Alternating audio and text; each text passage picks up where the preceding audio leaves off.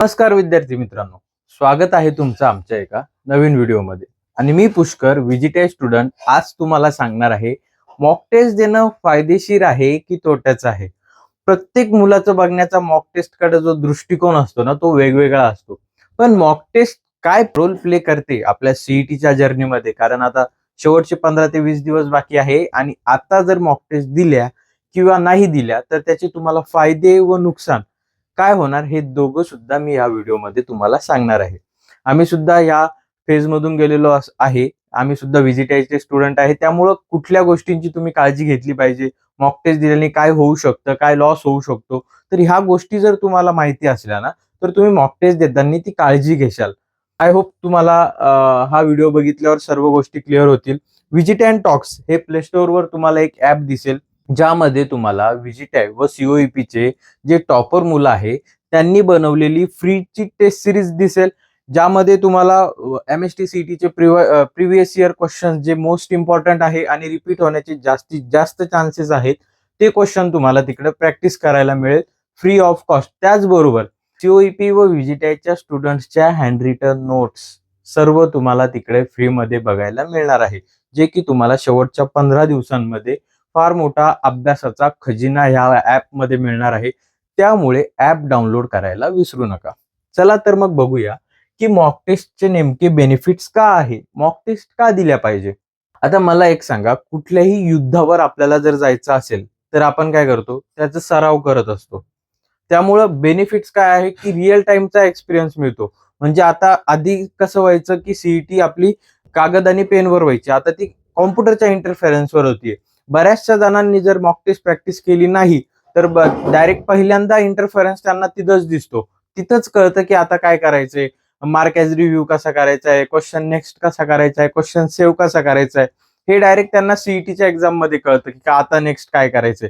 त्यामुळे असं होऊ नये, जम्बलिंग होऊ नये, स्ट्रेसमध्ये येऊ नये म्हणून तुम्ही मॉक टेस्टच्या प्रॅक्टिस करताना एक आपला फायदा काय असतो की आपल्याला रिअल एक्झामचा एक्सपिरियन्स मिळतो, प्रेशर हँडल करण्याची ॲबिलिटी तयार होती.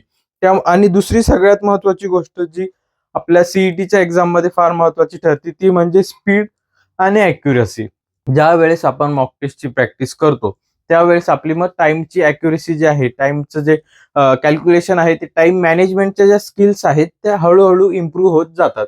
इम्प्रूव्ह स्पीड, इम्प्रूव्ह ॲक्युरसी, आणि दुसरी जी गोष्ट आहे की आपला एक्झामचा जो फिअर असतो, म्हणजे बॅक ऑफ द माइंडला चालू असतं, ह्या एक्झाम मध्ये आपलं कसं होईल, काय होईल, मला क्वेश्चन्स येतील की नाही येणार, नाही आले तर मी काय करू. तर ह्या सर्व ज्या गोष्टी आहे ह्या मॉक टेस्ट दिल्याने आपल्या कमी होत असतात. त्यामुळे मॉक टेस्ट देणं फायदेशीर आहे. पण काही मुलं काय करतात, काही मुलं मॉक टेस्ट देतात पण त्यांचा स्कोअर येत नाही. दादा, मला असं सिंपल चॅप्टरची जर मॉक टेस्ट दिली ना तर मला माहिती असतं की मला चांगला स्कोअर येतोय, सर्व माझं झालंय.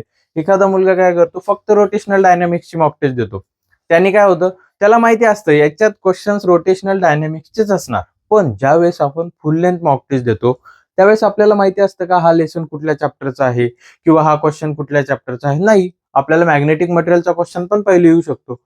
ज्यावेळेस आपण फक्त चॅप्टर वाईज मॉक टेस्ट देतो त्यावेळेस आपली टेंडन्सी काय असते की मला माहिती हा चॅप्टर याचा ह्याचेच फॉर्म्युले लागणार आहे. पण ज्यावेळेस कंबाईन येतं सर्व फुल लेंथ, जसं की MST CETचा पेपर होतो, त्यावेळेस मात्र आपल्याला ओळखता आलं पाहिजे की हा क्वेश्चन कुठल्या चॅप्टर मधून आलाय.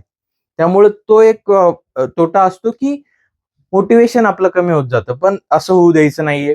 पहिल्या फुल लेंथ मॉक टेस्ट मध्ये तुम्हाला कमी आले चालतील, तुम्ही अजून प्रॅक्टिस करा, काय चुका झाल्या त्या अनालिसिस करा, पण डिमोटिवेट होऊन जाऊ नका. कारण शेवटच्या 10, 15, 20 दिवसांमध्ये आपलं इंटरनल मोटिवेशन फार गरजेचं असतं. एखाद्या मुलाला सर्व येतं पण तो जर डिमोटिवेट झाला तर मग मात्र त्याला येत असून सुद्धा तो त्या गोष्टी सॉल्व्ह करू शकत नाही.